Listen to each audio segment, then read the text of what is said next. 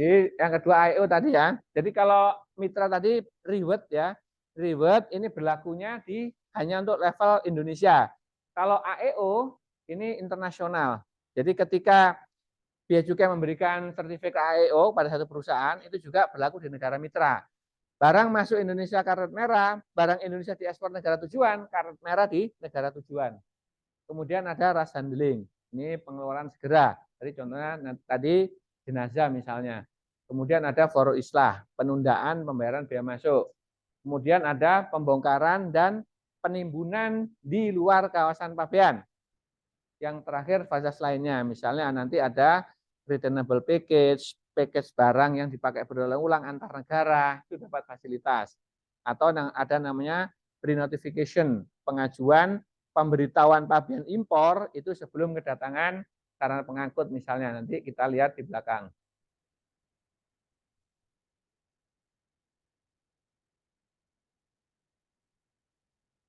Ini tentang fasilitas fiskal ya, yang kemarin review di undang-undang. Kalau contohnya di sini impor kemarin di pasal 10D, kita sudah selesai kemarin ya. Kemudian ada di tarif preferensi itu pasal 13, tarif yang berlaku berdasarkan perjanjian internasional. Kemudian ada tidak dipungut di pasal 24, pengembalian pasal 27, pembebasan 25, pembebasan keringanan relatif pasal 26, penangguhan pasal 44, TPB, dan untuk bea masuk bidang pemerintah itu tidak menggunakan undang-undang kepabeanan, ya, menggunakan undang-undang APBN, karena begitu nanti ada bea masuk bidang pemerintah harus disahkan antara pemerintah dan DPR. Jadi undang-undangnya masuk undang-undang di APBN.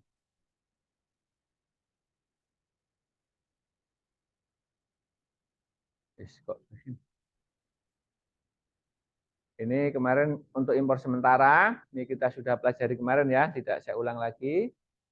Nah, kemudian di sini yang berikutnya adalah kemarin yang mungkin yang belum saya jelaskan terkait impor sementara, itu sebenarnya ada dua ya. Impor sementara yang aturan domestik, pasal 10D, kemarin kita sudah bicarakan. Ada juga yang impor sementara itu menggunakan pemberitahuan pabean yang berlaku secara internasional, yang disebut dengan karnet. Karnet ini ya. Karnet ini merupakan kategori dokumen pemberitahuan pabean impor sementara yang berlaku secara internasional. Ya, jadi ketika ada barang yang menggunakan karnet masuk satu negara, tidak perlu membuat pemberitahuan pabean di masing-masing negara. Misalnya ada barang dari Amerika, dia dilengkapi karnet, di Indonesia tidak perlu menyampaikan PIB-nya. Ya, demikian juga barang dari Indonesia karena dibawa ke Amerika, juga di sana tidak perlu menyerahkan pemberitahuan pabean yang berlaku di Amerika, cukup menggunakan dokumen internasional karne. Ya, karne itu ada dua ya, ATA karne dan CBD karne. Kalau ATA karne ini untuk barang-barang untuk keperluan barang-barang untuk pameran misalnya, ya ini masuk ke sini. Kalau untuk CBD ini khusus untuk kendaraan bermotor, misalnya touring, ya, misalnya di sini rombongan Pontianak mau touring, touring Asia misalnya, cukup bikin CBD karne. Jadi setiap masuk negara lain nanti tidak perlu menyerahkan dokumen pabean, pakai CBD karne. Ya, di sini nanti penjaminnya pun kalau impor sementara kemarin, yang jamin siapa kemarin? Masih ingat? Impor sementara ada jaminan nggak kemarin? Yang jamin siapa? Siapa Bu namanya? Mohon maaf. Siapa? Bu Yulia misalnya nih, impor sementara. Yang jamin siapa Bu? Ya, Bu Yulia sendiri kan. Nah, kalau karena ada penjaminnya. Penjamin nasional dan internasional. Kalau misalnya Bapak Ibu ya mau touring ke luar negeri pakai SIBRI Karne, nanti yang menjamin adalah IMI. Nanti IMI secara internasional dijamin oleh FIA atau AIT. Ya, ketika nanti di negara lain tidak perlu minta jaminan lagi, cukup menunjukkan CBD Karne. Ya, kalau untuk ATA Karne ini selain kendaraan bermotor, itu penjaminnya adalah kalau di Indonesia Kadin. Kalau internasional ini ada ICC, WCF untuk BATAC, ini penjaminnya. Jadi penjamin internasional. Ketika misalnya Bu Yulia tadi impor sementara menggunakan sistem domestik, tidak pakai karena, pakai PIB impor sementara. Ngajukan cap pembebasan atau keringanan. Tapi kalau menggunakan akta karena, langsung. Ya, Bu Yulia datangin barang pakai akta karena. Cukup menunjukkan karena ke bea cukai. Itu bedanya ya. Sama-sama fungsinya sebagai dokumen untuk impor sementara. Jadi barang yang menggunakan karena nanti wajib di reekspor. Ya, ini kategorinya sama dengan barang impor sementara. Nah, nanti yang dipatokan ini aja antara ATA dan CPD. Kalau susah ngapalin, yang bawah aja apalin CPD. CPD untuk kendaraan bermotor. Selain CPD berarti selain kendaraan bermotor. Itu aja ya. Terkadang di soal untuk pilihan ganda kan salah satu muncul nih. Misalnya ada pameran menggunakan karena yang pilihannya kan nanti ATA, CPD atau dua-duanya. Nah, milih salah satu lah, teknik yang gampang terserah. Atau ngambil ATA-nya dulu, ATA selain kendaraan bermotor. Kalau CPD terus kendaraan bermotor, milih yang mana bebas ya. Itu kira-kira ya. Ini lampiran, ini dibaca sendiri aja ini terkait ini. Ini gambar-gambarnya ya. Ini gambar-gambar karena nanti dibaca sendiri aja ya. Ini ada warna hijau, kuning, ya, putih. Ya, nanti yang ini dibaca sendiri. Nah, ini saya kira prosesnya aja, proses bisnisnya. Jadi ketika nanti ada impor sementara menggunakan dokumen karena, maka nanti yang membawa barang masuk tadi, importer, kita sebut importer ya, itu menyerahkan karenanya kepada bea cukai. Ya, kepada bea cukai, kemudian nanti bea cukai melakukan penelitian dokumen.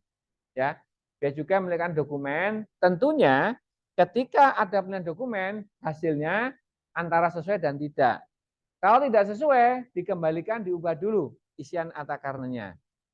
Kalau sesuai, baru nanti dilakukan pemeriksaan fisik barang. Ya, nah fisik barang juga sama. Hasilnya ada dua kemungkinan. Sesuai, berarti nanti boleh barang dikeluarkan dari pelabuhan. Kalau tidak sesuai, nanti diserahkan ke unit pengawasan. Kalau di bea cukai P2 namanya. Ya. Nah, yang lazim menggunakan karena ini adalah untuk kendaraan bermotor untuk lomba, misalnya di Mandalika kemarin. Mandalika itu menggunakan karena. Jadi ya untuk yang memasukkan importernya menggunakan karena ya.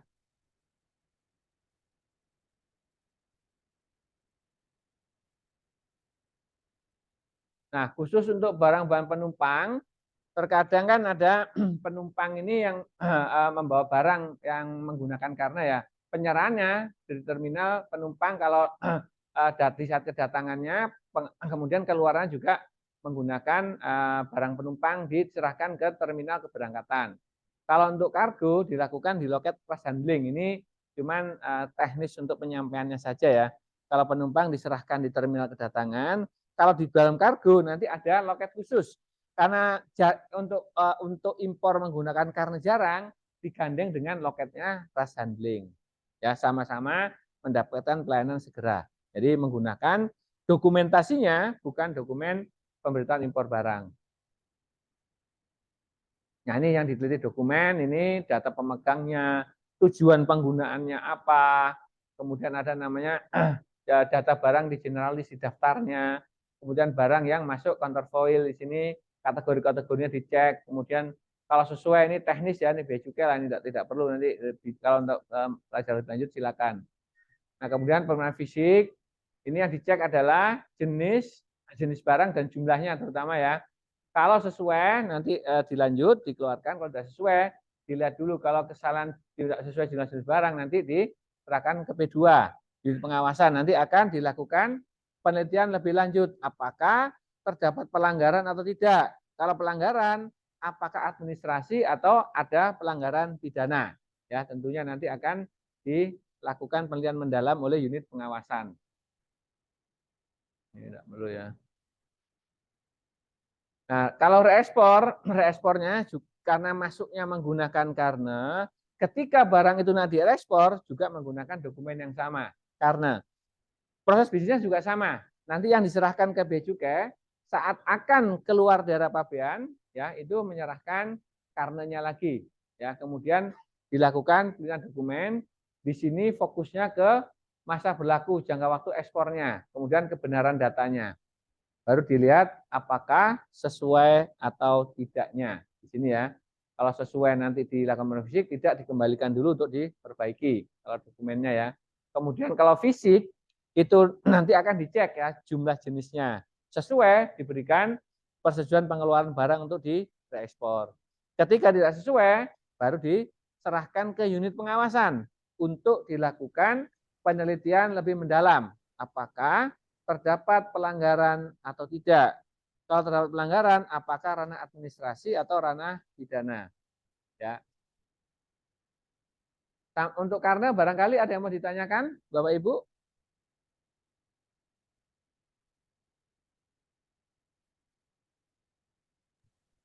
Pak, Pak Farudin kalau Jadi nanya saya hal review lain lagi boleh? ya, ini antara untuk impor sementara ada dua alternatif dokumen yang digunakan.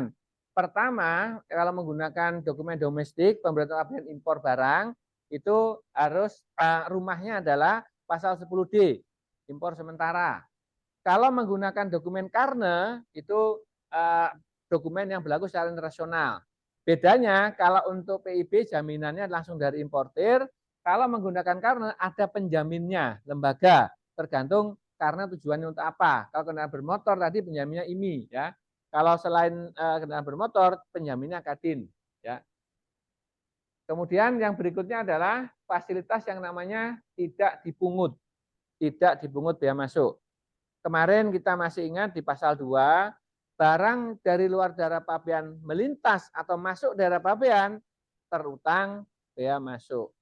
Ya, saat melintas sudah terutang. Artinya untuk barang itu nanti wajib dibayar bea masuknya. Nah, ini ada kategori yang tidak dipungut. Udah masuk daerah pabean tapi tidak dipungut. Untuk apa? Ini karena Indonesia menganut asas domisili terkait dengan penghutang bea masuk. Artinya barang yang terutang tadi melalui daerah pabean akan dipungut ketika barang itu digunakan di dalam daerah pabean. Ketika barang melintas daerah pabean lewat keluar lagi daerah pabean itu masuk kategori tidak dipungut. Ya. Kemudian kategori barang ini misalnya untuk angkut terus atau angkut lanjut. Misalnya barang diangkut dari Singapura, Jakarta, kemudian ke Australia misalnya angkut lanjut itu masuk kategori tidak dipungut. Atau lewat doang nih dari Singapura masuk ke peran Indonesia, masuk Alki Indonesia, keluar nanti sampai Singapura itu angkut terus misalnya tidak masuk kategori tidak dipungut biaya masuk. Ya. Nah, kemudian ada namanya pengembalian. Ya, pengembalian bea masuk ini kemarin diatur di pasal 27 ya. Untuk pengembalian bea masuk itu diberikan yang pertama kelebihan karena adanya kesalahan karena ada kesalahan tata usaha. Ini pasal 16 ya, pasal 16 ini penemuan pejabat. Kalau 17 ini terkait dengan penelitian kembali ya. Ini penelitian pejabat, penelitian kembali dilakukan oleh Dirjen. Kemudian berkaitan dengan adanya penetapan tarif dan atau nilai pabean yang menyebabkan adanya kelebihan bayar. Misalnya diberitahukan tarifnya di situ 10% pembebanan. Ternyata ketika PIB diajukan itu sudah berlaku ketentuan baru misalnya turun menjadi 5%. Ada kelebihan 5% itu harus dikembalikan. Ya. Atau misalnya ada koreksi nilai pabean, salah dikoreksi bea cukai dari 100 per unit menjadi 30 per unit misalnya. Kelebihan bisa dikembalikan. Ya. Kemudian impor barang ini terkait dengan barang fasilitas. Ya. Saat barang mendapat fasilitas itu dimasukkan pertama kali, dibayar lebih dulu. Ketika dapat keputusan menterinya, pembebasan, baru nanti bila dilakukan pembebasan, pengembalian. Ya. Karena dia berhak atas pembebasan misalnya atau keringanan. Kemudian di sini barang impor yang oleh sebab tertentu harus diekspor atau dimusnahkan. Ya.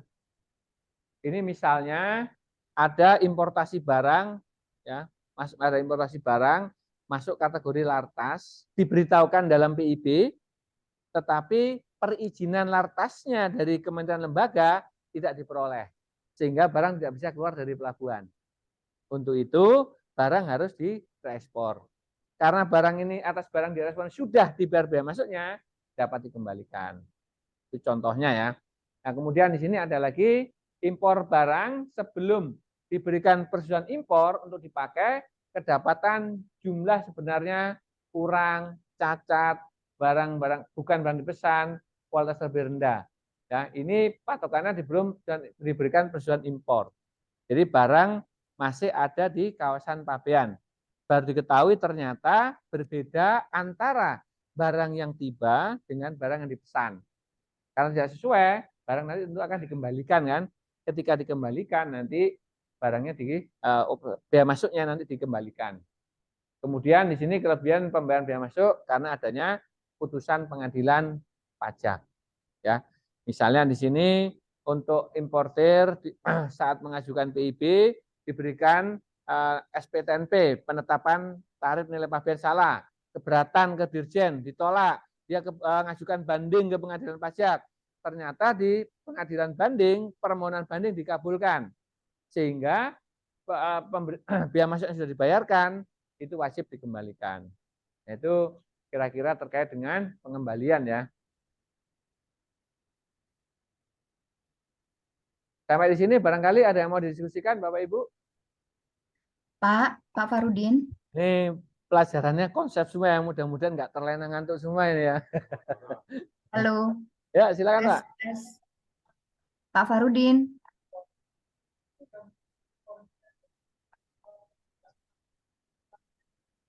Perusahaan dan ya.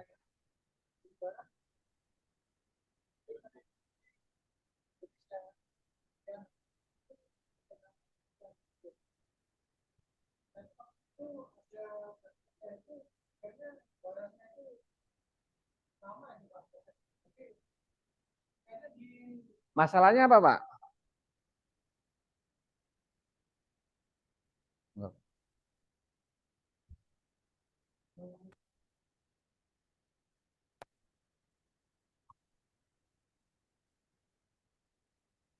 Tadi sudah Pak. Oh, coba bisa. Lalu ada perusahaan ada impor barang. Dan waktu itu perusahaannya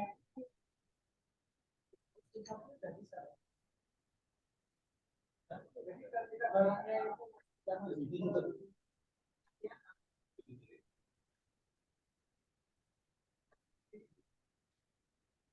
Tidak bisanya karena sebab apa Pak? Kan sebabnya beragam tuh Pak.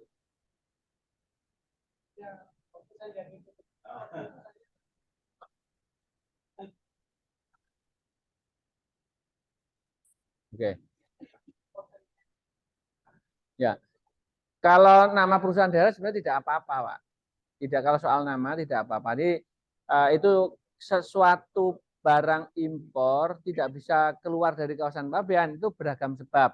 Pertama bisa jadi mungkin tadi apa namanya, pertama belum punya yang namanya waktu itu ada belum registrasi importir. Belum registrasi importir. Terus kedua bisa jadi barang itu masuk lartas nggak dapat izin dari kementerian terkait, itu bisa direekspor ya.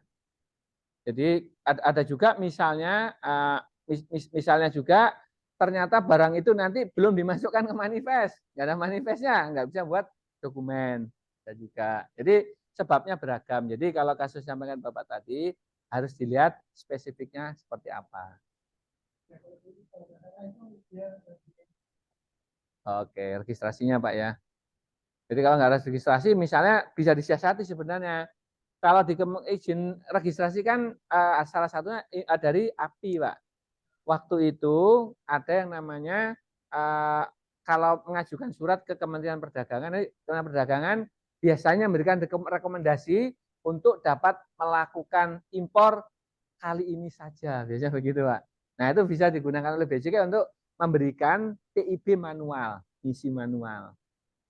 Gitu, Pak. Ya, ada lagi yang di Zoom barangkali, Bapak Ibu? Pak Farudin. Hah? Halo.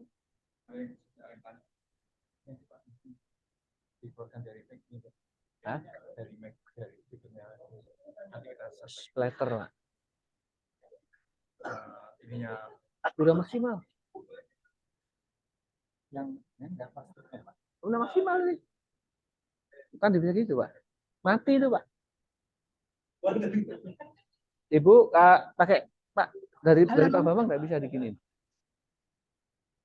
Yang mana di Zoom siapa Bapak Ibu? Ya, Silakan. Pak. Pak, suara saya kedengaran?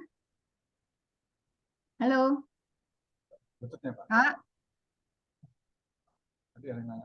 Biasa dulu sih. Yang diurang Zoom barangkali mau nanya Bapak Ibu, silakan. Iya, Pak. Bu Sri Wahyuni ya? Iya. Oh ini ada ini. Bentar. Belum kedengaran Ibu suaranya? Halo. Wah, kenapa ya? Ini enggak apa-apa ya. Nggak keluar, Pak. Kalau minta sama klaim. Halo. Halo. Halo. Berapa? Kita. Iya. Nah, kita nanti materi di sini ada masuk nanti Pak, di pasal 26. Ya, sabar dulu ya. Nah, bagus kalau kita nanti kalau ekspor nanti. Halo. Secara umum kita ada dua besaran Pak, kita perusahaan besar sama IKM. Perusahaan besar ada dua nanti dapat pembebasan, yang kedua pengembalian. Nah, nanti teknisnya di materi nanti aja Pak ya. Terima kasih. Ya, silakan. Pak. Halo. Kalau yang MITA reward. Kalau IO permohonan importir. Ya. Kalau MITA itu reward dikasih. Nah, itu Bea Cukai kan memiliki database importir. Kemarin kan kita belajar manajemen risiko. Bea Cukai itu memetakan risiko tiap importir ya berdasarkan level kepatuhan. Makin tinggi level kepatuhan importir, maka dia status di Bea Cukai kan makin patuh tuh. Nanti sampai titik tertentu ada di Bea Cukai ada scoring namanya. Karena dari scoring di situ, baru Bea Cukai sangat patuh terhadap undang-undang, nanti ditawari fasilitas itu. Nah, kalau untuk bentar, kalau untuk apa namanya? Untuk MITA itu diberikan kepada importir. Importir baik importir umum maupun produsen.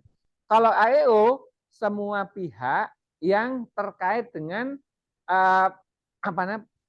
Logistik. Terkait dengan pergerakan logistik dari luar daerah pabean ke dalam daerah pabean. Bisa pengangkut, bisa pergudangan, ya bisa pengangkut lokal, bisa importir, bisa eksportir, bisa PPJK, lebih luas. Kalau AEO, bedanya AEO dan MITA, kalau AEO itu di samping level kepatuhan kepada pelaksanaan peraturan di Indonesia, juga keamanan barang, mulai penanganan dari pabrik sampai barang ke tempat tujuan. Jadi ada standarisasi. Kalau AEO, standarisasinya adalah standarisasi keamanan internasional. Yang guideline-nya dari WCO, World Customs Organization. Jadi nanti di situ ada variabel-variabel yang harus dipenuhi. Itu ada banyak sertifikasi. Sertifikasi itu ada lembaga yang bersertifikasi. Jadi Bea Cukai dikasih sertifikatnya aja. Gitu. Ya. Nanti di belakang lebih detail. Diskresi itu perlakuan khusus. Misalnya kayak tadi, harusnya kan kalau untuk bongkar barang itu di kawasan pabean. Nah, untuk diskresi non diskresi, kepala kantor dapat memberikan izin ya kepada importir untuk membongkar barang langsung di gudangnya, misalnya di pelabuhan di luar kawasan pabean. Atau misalnya untuk barang-barang dalam kondisi normal dari kapal ditimbun dulu baru diangkut truk keluar. Contoh dispensasi, barang dari kapal langsung dinaikkan di atas truk, truk langsung pergi tanpa penimbunan. Tuh, seperti itu ya. Itu contoh-contoh diskresi. Bentar nih, yang di ruang Zoom ini saya belum dapat sebentar ya. Ini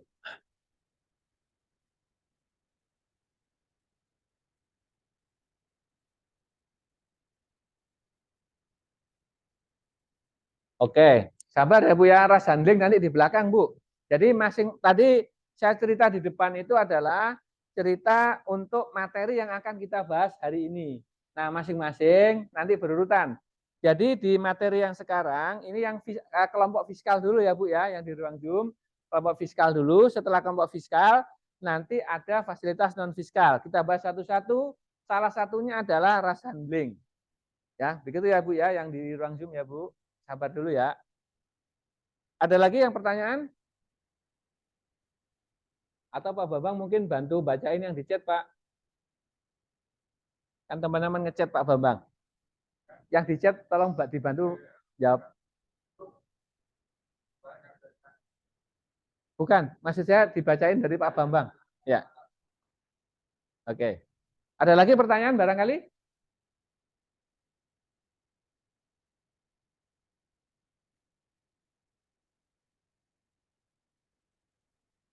Kalau tidak ada, sekarang ke biaya masuk tindakan biaya masuk ditanggung pemerintah ya. Ada nih, sorry ini, hilangin dulu.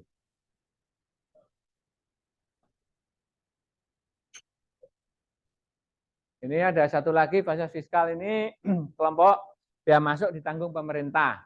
Ini pemerintah memberikan insentif bagi sektor industri dan perdagangan dalam rangka memenuhi penyediaan barang dan atau jasa untuk kepentingan umum dan untuk peningkatan daya saing industri tertentu. Jadi di sini tidak diberikan kepada seluruh sektor industri atau perdagangan, tetapi industri yang memenuhi kriteria tadi, penyediaan untuk kepentingan umum dan juga untuk peningkatan daya saing. Tentunya yang memiliki peta ini adalah kementerian yang pembina sektornya. Misalnya Kementerian Perindustrian. Jadi usulannya dari sana. Diusulkan, kemudian nanti dibahas bersama, jadilah nanti diusulkan di Undang-Undang APBN.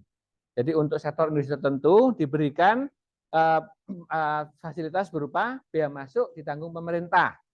Ya, ketika nanti ada relasi importer tidak perlu membayar biaya masuk, yang bayarin pemerintah. Ya, begitu kira-kira. Nanti masuk undang-undangnya di APBN. Jadi mekanismenya ini untuk yang pemerintah itu proses pengajuannya setahun sebelumnya. Ngikuti mekanisme undang-undang APBN. Undang-undang APBN misal 2023 nih ya, itu berarti atas industri tertentu yang akan mendapatkan fasilitas ini prosesnya dimulai tahun 2022. Realisasinya nanti tahun 2023. Ya. Nah, kalau tahun 2024 nanti proses penyusunannya mulai tahun 2023 ini ya, kalau 2024. Ya, gitu kira-kira. Nah, di sini contoh kriteria sektor industri, memenuhi penyediaan barang tadi, meningkatkan daya saing, kemudian untuk meningkatkan penyerapan tenaga kerja, yang terakhir ini meningkatkan pendapatan negara melalui nanti terkait dengan perpajakannya ya, perpajakan dari proses yang dihasilkan oleh industri yang mendapat fasilitas ini. Misalnya industri mendapat insentif berupa pemasukan bahan dengan biaya masuk yang pemerintah. Kemudian di situ ada penyerapan tenaga kerja. Tenaga kerja dapat gaji. Nah, gajinya dikenakan pajak. Atau misalnya industrinya saat mendapat fasilitas ini memiliki keuntungan yang lebih. Nah, itu dapat PPh badannya nanti yang dipungut. Ini konteks penerimaan negaranya. Jadi pemerintah memberikan saya di depan biaya masuknya, tetapi ada potensi yang lebih besar dari sektor perpajakan yang lain atau multiplier efek yang terjadi ketika industri itu berkembang. Kemudian di sini barang yang diimpor itu syaratnya belum dapat diproduksi di dalam negeri. Atau yang kedua, sudah bisa diproduksi di dalam negeri, tetapi spesifikasinya belum sesuai. Ada nih yang sama, tapi speknya nggak sesuai dengan kebutuhan. Atau yang ketiga, sudah produksi dalam negeri, spesifikasinya sesuai, namun jumlahnya belum cukup. Ya, jadi ini kriterianya. Pertama, belum ada. Sudah ada, speknya nggak sesuai. Ada, spek sesuai, jumlahnya nggak cukup. Itu bisa masuk kriteria itu. Ya. Ini contoh yang pernah mendapat fasilitas BMDTP. Ini nanti dibaca aja ya, misalnya untuk komunikasi bermotor, pakan ternak, perbaikan kapal, pembuatan turbin, dan seterusnya ya. Nanti dilihat sendiri aja ya.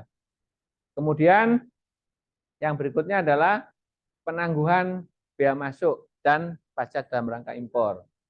Nah, di sini yang dimaksud penangguhan bea masuk adalah peniadaan sementara. Ditangguhkan itu bahasa lainnya adalah peniadaan sementara kewajiban pembayaran bea masuk sampai timbul kewajiban untuk membayar bea masuk, sampai timbul kewajiban.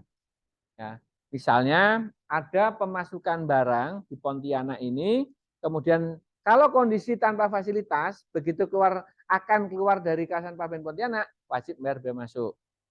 Ya, kalau mendapat penangguhan, barang keluar dari kawasan Pabean Pontianak ke tempat importir, tidak wajib bayar bea masuk dulu. Ditangguhkan sementara. Sampai kapan? Sampai timbul kewajiban. Kapan timbul kewajibannya? Ketika barang nanti di tempat impor itu akan dikeluarkan untuk dijual lokal atau jual ke dalam daerah pabean, baru bayar. Segitu. Ya. Kalau misalnya dari gudang importir tidak dijual ke dalam daerah pabean, maka diekspor misalnya, kewajibannya juga hilang. Jadi peniadaannya menjadi permanen. Tidak wajib bea masuk karena asas domisili tadi ya. Pengenaan bea masuk hanya untuk penggunaan barang di dalam daerah pabean. Nah, itu kira-kira ya. Nah, jenis penangguhan bea masuk ini, nama fasilitasnya adalah fasilitas tempat penimbunan berikat. Tempat penimbunan berikat itu ada 7 jenis. Pertama, kawasan berikat. Kedua, gudang berikat. Ketiga, tempat penyelenggaraan pameran berikat. Keempat, toko bebas bea. Kelima, tempat lelang berikat. Keenam, kawasan daur ulang berikat. Ketujuh, pusat logistik berikat. Ini merupakan kelompok tempat penimbunan berikat yang mendapat fasilitas penangguhan bea masuk. 7 fasilitas ini kita habiskan besok pagi sampai sore. Ya, besok kita bahas 7 jenis fasilitas. Ya, mudah-mudahan dari ruang sini nanti ada yang bangun salah satunya di sini ya. Karena saya lihat pasti ada yang cocok di sini nanti ini. Ya.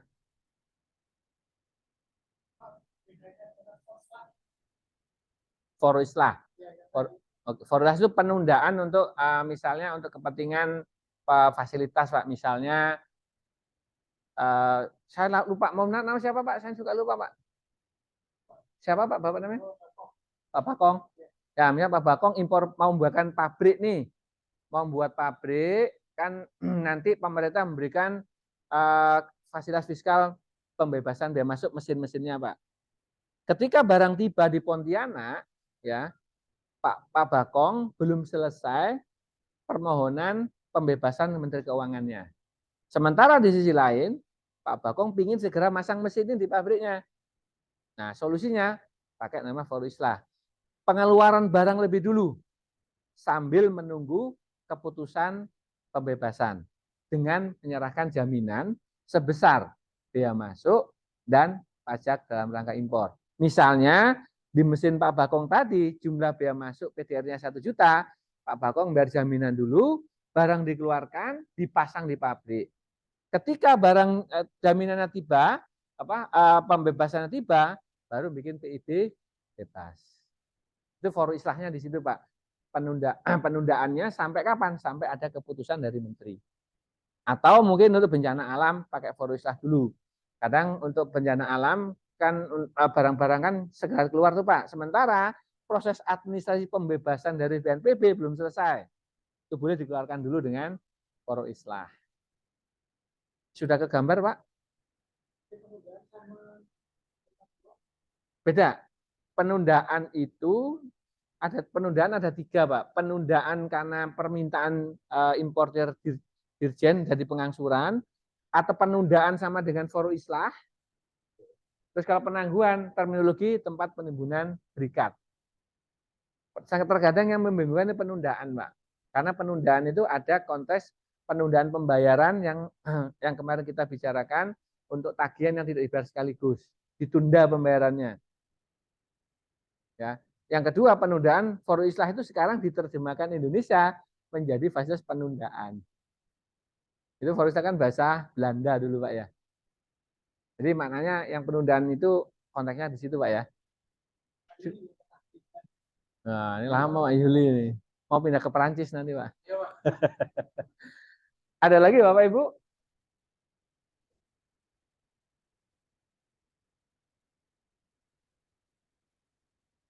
Ada pertanyaan barangkali Bapak Ibu? Yang dirangkum nanti bisa di-chat ya Bapak Ibu. Mohon maaf di sini nanti biar dibacakan Pak Bambang ya.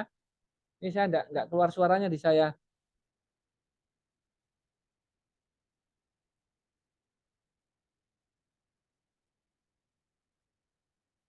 Baik, kalau tidak ada pertanyaan kita lanjut ke tarif preferensi ya. Tadi salah satu jenis fasilitas ini adalah masuk kategori itu tarif preferensi. Ini tarif yang berlaku secara khusus ya. Merupakan pengecualian dari tarif yang berlaku umum yang diatur di pasal 12.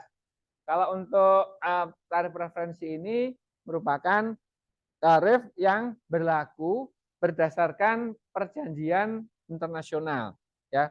Lazimnya menggunakan FTA, Free Trade Agreement ya. Ada juga PTA juga, persetujuan tarif. Ya. Di sini merupakan perjanjian lazimnya mencakup penurunan sampai penghapusan tarif. Terkait dengan Free Trade Agreement ini merupakan salah satu perjanjian yang secara bersama sepakat menghilangkan hambatan yang berupa tarif. Ya, tarif kan masuk kelompok hambatan. Hambatan perdagangan itu dua, tarif, ya tarif dan non tarif. Non tarif itu tadi kayak kuota, lartas, non tarif ya. Kalau tarif hambatannya merupakan hambatan tarif. Nah ini dihilangkan dengan kesepakatan, negosiasi, sepakat secara bersama-sama. Tentunya di situ tidak semua produk ya, produknya dan disepakati masing-masing negara dan lazimnya berlaku bersama di antara negara yang menandatangani agreement itu. Nah, ini berlaku, namanya tarif preferensi, tarif yang berlaku khusus.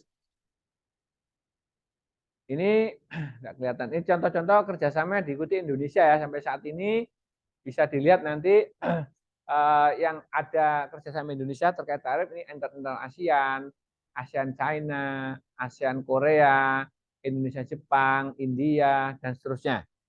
Ya. Ketika ada importasi barang yang menggunakan skema khusus ini, maka berlaku tarif khusus juga. Tidak berlaku tarif MFN sebagaimana yang ada di buku BTKI kemarin. Ya, gitu. Ini tarif untuk tarif preferensi. Nah, untuk mendapatkan tarif preferensi harus memenuhi persyaratan tentunya ya. Misalnya di sini harus memenuhi kriteria originnya, keasalan barangnya. Ini nanti harus dibuktikan dengan yang namanya Certificate of Origin, SKA, yang telah ditandatangani oleh pejabat yang berwenang di negara asal mitra FTA-nya. Ya. Jadi masing-masing negara itu mengirimkan nama pejabat yang berhak berwenang tanda tangan dan contoh tanda tangannya. Ya, masing-masing negara sama seperti itu. Kemudian terkait dengan aturan domestik, tambahan ini ya, importir wajib mencantumkan nomor preferensi SKA dan kode fasilitas FTA-nya di dalam PIB. Ya. Yang ketiga, apabila ada beda tarif, ini jarang ya, tetapi ada ya, tarif preferensi lebih tinggi dari tarif MFN, maka skema fasilitas preferensi tidak diperlukan lagi, impor biasa saja, ambil yang terendah saja. Kemudian memenuhi kriteria ya, memenuhi rule of origin yang menjadi fokus dengan bea cukai. Pertama, kriteria originnya ya, keasalan barang, ya, keasalan barang nanti ada kriterianya. Kemudian ada kriteria pengirimannya. Ya, pertama dilihat keasalan barangnya benar enggak berasal dari negara yang melakukan agreement. Kedua, syarat pengirimannya terpenuhi atau tidak. Ketiga, terkait prosedur penerbitan SKA-nya itu sesuai atau tidak, sesuai dengan kesepakatan atau tidak. Nah, terkait dengan elemen kriteria origin, ini ada beberapa kategori ya tadi. Pertama di sini ada origin kriteria, di sini ada origin kriteria. Ini istilahnya ada wholly obtain. Keseluruhan barangnya berasal dari negara mitra. Contoh tadi ekspor kelapa, kelapanya dari sini. Itu namanya origin pasti Indonesia. Itu kategorinya wholly obtain. Ya. Kemudian di sini nanti ada perpindahan kode HS, ya, ada pengolahan. Misalnya kelapa dari Pontianak diolah di Malaysia, kemudian jadi santan, kemudian diekspor. Perlakuan SK-nya bagaimana? Tergantung nanti namanya kandungan regional value content-nya memenuhi kriteria atau tidak, 40%. Ya, nanti kita lihat di belakang. Ya. Ini contoh wholly obtained hasil misalnya ternak, hasil ikan, ya, di sini produk-produk hasil peternakan seperti susu, ini wholly obtained. Keseluruhannya itu berasal dari negara anggota. Barang secara keseluruhan berasal dari anggota. Ya, yang paling gampang hasil alam, ya. Misalnya ikan, hasil kebun itu, kemudian dagingnya, gitu ya. Nah, di sini ada ada produce exclusively dari original material. Jadi contohnya di sini, misalnya di sini ada pengiriman ada impor berupa material ini tepung. Tepung ini diolah jadi mie, ya. Mie di sini dicampur di sini mie diolah, ya, mie diolah kemudian dicampur tani sayur, cabai, jadilah di sini cup noodle. Nah, ini bisa nanti merupakan bisa dianggap bahwa produk berupa mie instan ini berasal dari negara A, walaupun tepungnya berasal dari negara B. Ya, ini memungkinkan yang namanya produce exclusively, ya, dari original material. Ini transformasi ini berupa pengolahan, ya, dari hasilnya alam gini, misalnya dari sapi, ya, impor sapi kemudian diolah. Jadi misalnya susunya nanti jadi keju. Nah, keju nanti diubah lagi menjadi permen kue. Nah, ini produk baru. Nanti ada yang namanya perpindahan kode HS. Kalau perpindahan seperti itu nanti dilihat adanya formula yang menghitung regional value content-nya. Jadi untuk menentukan keasalan barang sepakati di negara ASEAN itu tidak kurang dari 40%. Angka 40 diingat-ingat ya. Ini yang sering masuk di pilihan ganda. Jadi untuk menentukan yang disebut dengan regional value content itu dibatasi minimal 40% agar suatu negara bisa menyatakan itu dari negara asalnya. Ya. Kalau misalnya ya produk Indonesia itu merupakan gabungan dari beberapa tempat, itu nanti produk regional yang asalnya 40% proporsinya. Kalau 40% dari regional, Indonesia bisa menyatakan produk Indonesia, SKA Indonesia. Ya. Untuk menentukan apakah suatu produk itu value content-nya 40% ke atas atau tidak, dua formula yang digunakan. Ya, ada yang formula langsung, ya, kalau di sini semua material cost ditambahkan ongkos pekerja, ditambahkan biaya overhead, ditambah keuntungan, ditambah biaya lain, dibagi FOB kali 100%. Ini yang pertama. Yang kedua, kalau menggunakan indirect, ini dari harga FOB dikurangi, ya, nilai yang non original, artinya nilai barang di luar negara anggota, baru dibagi FOB kali 100. Kalau hasilnya 40, dia berhak mengeluarkan SKA. Kalau di bawah 40, dia tidak berhak. Kalau di 40 ke atas, berarti nanti mendapat tarif preferensi di negara tujuan. Jadi angkanya ini 40% ya, maksimal. Minimal, sorry. Ini contohnya gini ya. Misalnya di sini contohnya ada A3 ini kerjasama ASEAN ya. Untuk semua negara ASEAN namanya A3. Di sini misalnya ada televisi sekian ya. Negara asal Indonesia tujuannya adalah Thailand. Nah, di dalam TV LCD 32 inch ini unsur-unsurnya itu menggunakan bahan komponen dari non ASEAN. Ya. Komponen dari non ASEAN nilainya 50. Komponen dari ASEAN itu 35.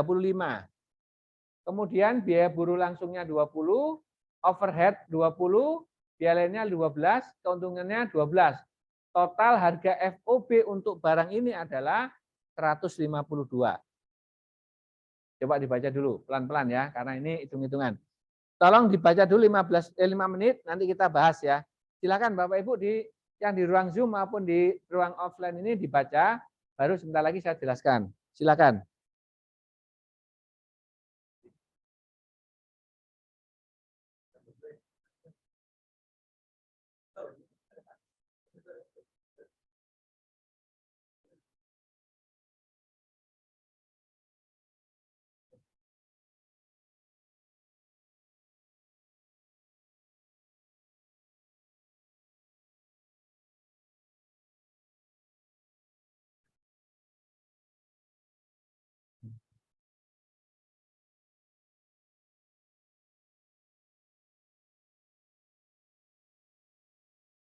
Ini enggak ada kurang nomor ya, nomor 1, 2, 3, 4, 5, 6 ya.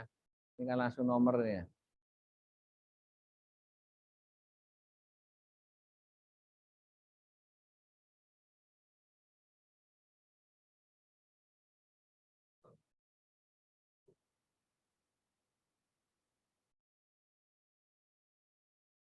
Baik ya, kita bahas. Kalau lihat struktur biaya di sini, tadi di sini di dalam data yang ada di layar ini ada pembedaan barang antara barang yang berasal dari ASEAN ya dan luar ASEAN.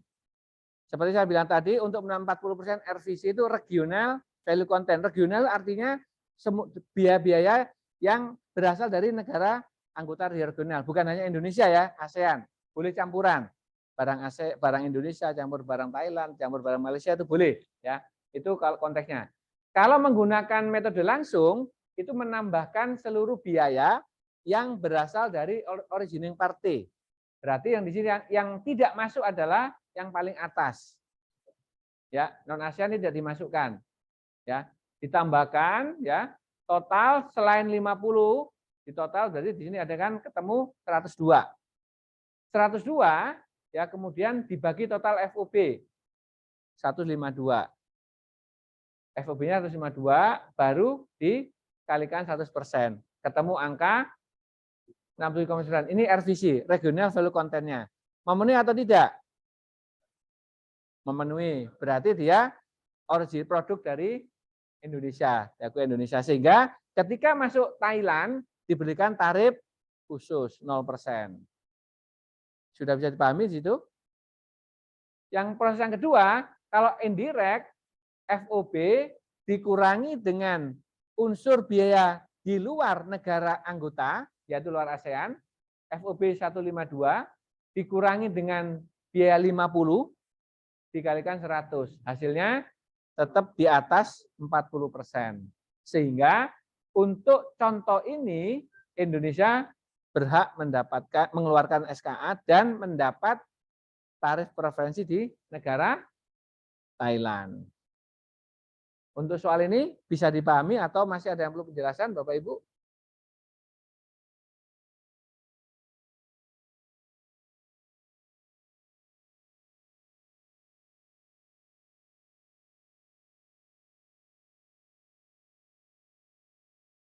Baik, kalau tidak ada kita lanjut ya. Nah, sekarang kita ke yang kedua. Kriteria terkait dengan pengiriman. Kalau tadi kriteria originnya, keasalan barangnya 40% ya, jangan lupa. Ini kadang dibolak-balik ya, 40% dari kandungan regionalnya. Ya. Minimal 40% kandungan negara dari negara anggota. Berarti 60%-nya dari luar negara anggota atau minimal maksimalnya ya. Kalau dari sisi terkadang soalnya itu yang dimunculkan 40 kadang 60-nya. Nanti lihat kalimat belakangnya. Ya. Kalau nanti 40%-nya sudah kita pahami, ketika dibalik 60 berarti dari sisi negatifnya, negasinya ya. Begitu. Nanti lawannya 40 kan 60. Berarti 40 nanti minimal, berarti lawannya maksimal 60 dari. Nah, terkadang dimuncul PG-nya enggak langsung 40 ya. Itu harus hati-hati. Ya. Lihat kalimat belakangnya nanti ya. Sekarang yang kedua, kriteria pengiriman. Pengiriman direct consignment. Jadi barang dikirim langsung dari negara pengekspor ke negara pengimpor tanpa melalui negara lain yang bukan anggota. Atau barang dikirim dari negara pengekspor ke negara pengimpor dapat transit dengan lain yang bukan anggota dengan ketentuan. Jadi kalau transit di negara ketiga bukan anggota, syaratnya ini tidak ada proses, ya, tidak mengalami proses jual beli, tidak diperjualbelikan di negara transit. Yang ketiga, semata-mata karena alasan geografis, kemudian alasan ekonomis serta alasan logistik lainnya. Itu yang bisa diterima. Alasan yang lazim di dalam proses bisnis pengangkutan, geografis, ekonomis maupun terkait dengan logistik. Itu bisa diterima, ya. Itu kriteria pengirimannya. Ya. Kalau misalnya ada transit, kemudian bea cukai mendapat bukti bahwa ada bukti jual beli di negara transit, maka tidak memenuhi unsur pengiriman, sehingga tarif preferensinya tidak dapat diberikan. Walaupun dia menyerahkan SKA, SKA dibatalkan, apa konsekuensinya? Kalau SKA dibatalkan, konsekuensinya apa? Tarif kembali ke tarif MFN-nya. Tarif ke buku tebal tadi, balik ke situ. Ya. Itu. Jadi itu kalau kriteria-kriteria harus dipenuhi untuk mendapatkan tarif yang berbeda, tarif preferensi. Ketika salah satu syarat tidak terpenuhi, balik ke ketentuan umum. Ya, gitu. Ini Ruby L. Nah, kemudian kriteria prosedural. Nah, ini terkait dengan prosedur untuk menerbitkan SKA-nya. SKA diterbitkan oleh instansi penerbit atau issuing authority yang telah ditunjuk di negara masing-masing. Kemudian dibuat dalam bahasa Inggris selembar serta nomor preferensi dan seterusnya. Ya, ini dibahas sendiri nanti ya. Apabila dalamnya dapat beli lebih dari jenis, setiap jenis harus disebutkan kriterianya. Jadi untuk kriteria keasalan barang itu harus per jenis. Ya.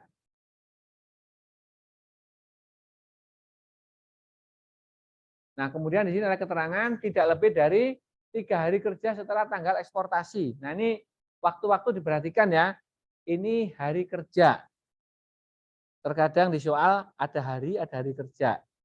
Jadi SKA itu tidak lebih dari 3 hari kerja setelah tanggal eksportasi. Ya. Kemudian apabila lebih dari 3 hari, maka harus issued retroactively. Jadi ketika ada penerbitan SK lebih dari 3 hari, boleh nggak? Boleh. Harus ditik nanti di checklist yang ada keterangan issued retroactively. Ini hati-hati juga di soal. Terkadang di soal itu muncul ya issued retroactive tidak dicentang. Artinya apa?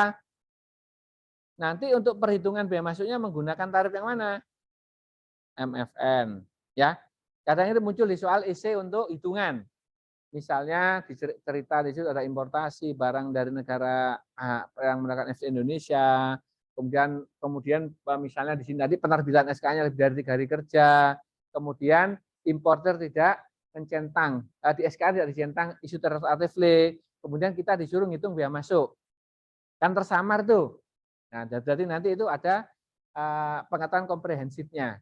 Jadi ketika nanti ada penerbitan lebih 3 hari tidak dicentang, nanti misalnya ada pilihan tarifnya yang 0 dan 10, menggunakan tarif yang 10. Itu ya gambarannya. Ini untuk kopi. Ini kesalahan tergantung masing-masing negara ya. Nah, ini contoh untuk membentukkan kesalahan, coret diganti di paraf ya. Ini standar, mungkin tidak saya ulang kali ini, Bapak Ibu sudah biasa ya. Ada di sini nanti ada back to back COO. Ya, sama dengan nanti kalau BL ada back to back, kalau untuk CO juga ada back to back certificate of origin. Ya. Penerbitan back to back dibuat berdasarkan SKA yang pertama. Berlakunya juga harus sama, tidak boleh melebihi dari yang pertama. Ini pengiriman barang yang akan diekspor menggunakan back to back SKA tidak mengalami proses. Artinya pada saat ada penggunaan back to back, barangnya harus sama, tidak boleh ada tambahan proses. Ya. Di sini untuk pengemasan kembali kegiatan logistik itu dibolehkan. Repacking boleh, yang ganti kemasan. Yang tidak boleh diubah adalah barang utamanya. Ya, kalau kemasan boleh. Kemudian kegiatan operasional untuk menjaga kualitas itu boleh. Ya. Ini contoh back to back COO. Misalnya di sini ada perusahaan X dari Korea itu mengekspor barang ke PTC di Thailand. Jumlahnya 1.500 botol. Di sini orange juice. Kemudian di Thailand ternyata tidak seluruhnya ya barang dari Korea ini untuk konsumsi di Thailand. Sebagian 700 dengan di sini diekspor ke Indonesia.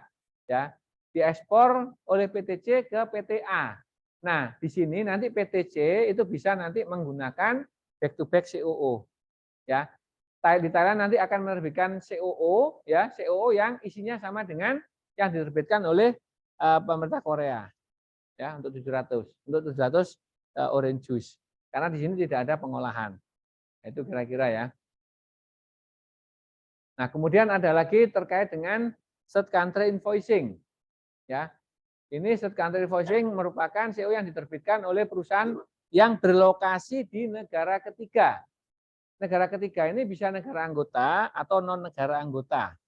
Ya, ada negara ketiga. Jadi gampangnya third country berarti ada pihak ketiga lah ya. Nah, negara ketiga konteks di sini adalah party negara ketiga ya. Atau oleh eksportir yang berlokasi di negara anggota yang bertindak atas nama untuk kepentingan perusahaan lain di negara tersebut. Kemudian nanti di sini nomor invoice yang dikeluarkan produsen dan nomor invoice yang dikeluarkan pihak ketiga itu dicantumkan dalam SKA. Jadi misalnya ada pembelian barang dari katakanlah Amerika itu impor Indonesia, beli dari barang dari Amerika, barangnya berasal dari Thailand. Indonesia Thailand punya A3 ya FTA. Maka Thailand di Amerika bisa mengeluarkan invoice. Tetapi nanti SKA yang diterbitkan di Thailand itu harus mencantumkan dua invoice, invoice-nya Thailand dan invoice-nya Amerika. Ya, harus dicantumkan dua-duanya. Nah, kemudian di sini juga harus ada di checklist. Di situ nanti bahwa di SKA itu terkait dengan third party invoice itu harus di checklist. Kalau tidak di checklist, gugur. Konsekuensinya tarif preferensi tidak diberikan. Ya, sehingga importir wajib membayar biaya masuk menggunakan tarif MFN. Ya, gitu gambarannya.